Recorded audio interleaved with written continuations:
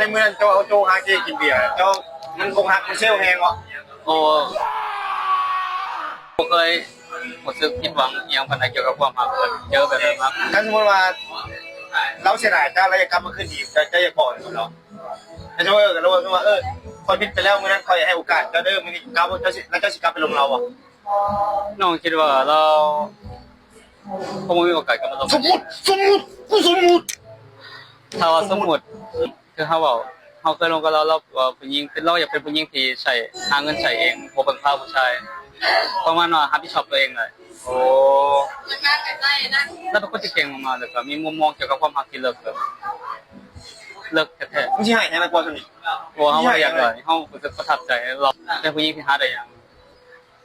มีมุมมองเกี่ยวกับชีวิตความรักเลยก็เราถือโลกทำหายมาหลายเกี่ยวกับเรื่องชีวิตเราแต่ว่าน้องพอเรา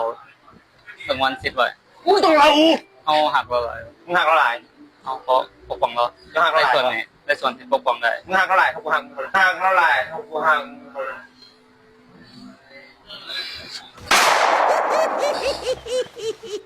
ยอม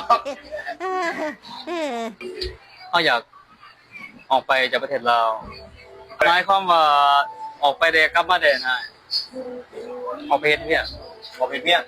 เขาคิดว่าชีวิตน่ะจะดีใจเด็กคนนี้เพราะว่าเขาอยากดีทำให้ใกล้เคียงกับเราที่สุดคือน้องบอกเรามีมุมมองเกี่ยวกับความหักแล้วก็ชีวิตที่เลิกมุมมองของเราฮะเปิดโลกมุมมองของเราคือแมงมุมบอกคือกับแมงมุมบอกมุมมองบ่ใกล้เคียงกับแมงมุมบ่ใกล้เคียงแต่ว่ามุมมองชีวิตของเราน่ะมันค่อนข้างยืดหยุ่นและกระโดดสูงคล้ายๆกับสไปเดอร์แมนนะเอาเลยบ้าในเซลล์ลูกบอลสไปเดอร์แมนกันมา